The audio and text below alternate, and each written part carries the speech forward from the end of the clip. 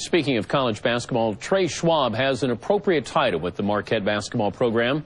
The 38-year-old is a special assistant with the emphasis on special. Schwab came to Marquette last fall after a 6-year stint as a scout for the Minnesota Timberwolves. And not long after his arrival, Schwab was diagnosed with a disease that, according to doctors, gives him a 40% chance of survival. But as Mark Schwartz reports, these odds haven't stopped Trey Schwab from doing his job. 15 months ago, Trey Schwab began to cough, but didn't think much of it. While the assistant basketball coach at Marquette says he was coughing his head off, so was his boss, head coach Tom Crean. And the doctors gave us the same medicine. We were both trying to work through pneumonia. Well, as time went on, I got better, and he didn't. And, you know, when my cough went away, his cough got worse, a lot worse. Doctors found something worse than anyone expected. Trey Schwab was diagnosed with an incurable and fatal lung disease, idiopathic pulmonary fibrosis, or IPF. Long story short, it causes your lungs to swell. In response to that swelling, your body then starts laying down little patches of fiber tissue within your lungs, trying to choke off the swelling.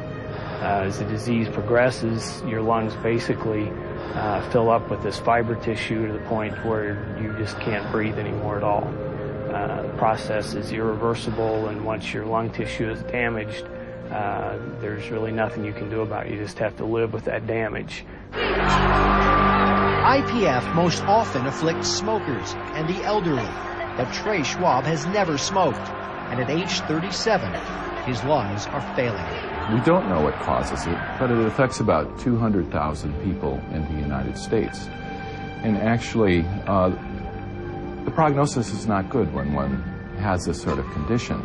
The average survival is about 3 years. From what they've told me, I've probably got somewhere, 2 to 2.5 years.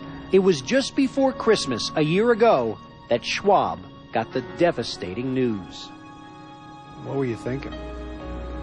Well, the first thing I was thinking was, what a bad time, to get this. I mean, here it is a few days before Christmas, and, my family's all at home in Oklahoma, and, I was kind of thinking, gosh, how am I going to, tell them, Who took it the hardest? Probably my dad. I mean, it was probably a week or so before he could really talk. I mean, it really shook him up. By last January, Schwab gained nearly 50 pounds, ballooning from 280 to 327, swollen by the steroids doctors had prescribed for him. Convinced the steroids were not working, Schwab urged the doctors to put him on a different course, strenuous physical rehabilitation, which would make him a candidate for a lung transplant. I kind of convinced them that, you keep saying, we may have to do the transplant, but, you're not going to do a transplant on somebody that weighs over 300 pounds. I mean, I know that. Since last January, Schwab has lost 109 pounds. That's 1/3 of his previous weight. When we go lift, we see Coach Schwab run away on the treadmill. It's like, wow, how can you do that with what you're going through? I don't want to hear any excuses from anybody about tough days when you look at what Trey's going through. I'll fight it, literally to my last breath. How much do you think about that? Not much. Without liquid oxygen pumping life into Schwab's scarred lungs, he would not be able to process the oxygen he needs to survive. Schwab takes pride in the fact he hasn't missed a game since being diagnosed 12 months ago.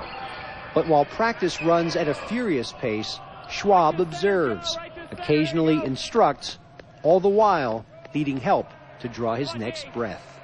How much more difficult is a road trip for him than for any of the other coaches? Can't measure it.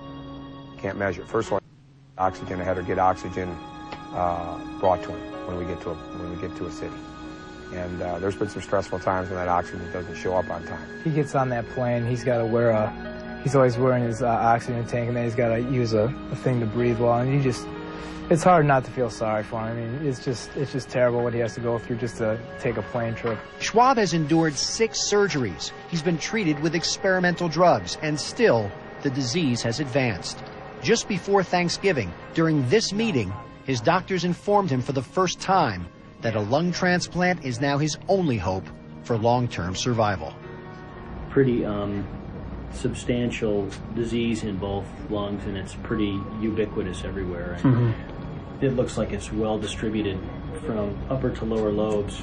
Because lungs are more fragile than other organs, relatively few become available for transplant. Schwab's doctors told him he is almost certain to wait a year, perhaps 2, before one becomes available. Probably at this point, he probably has certainly less than 3 years, I would say, on those lungs. Obviously, it's going to take away my life eventually if we don't get the transplant in time. Schwab knows that nearly half of those seeking a new lung pass away waiting for one to become available. But this is not a man who gives a whole lot of thought to negative outcomes. There are a lot of complications that can come from the surgery and the rejection and those types of things, but at least, you know, if you get the transplant, you know you have a chance. And, you know, that's, you know, when it gets to that point, that's all you're asking for. You know, just give me a chance. When Marquette hosted Wisconsin last month, Schwab helped distribute organ donor cards to 12,000 fans, the school's way of raising awareness about not only Schwab's plight, but also a nationwide crisis. More than 80,000 people desperately await transplants. Marquette's next game is Tuesday night at Tulane.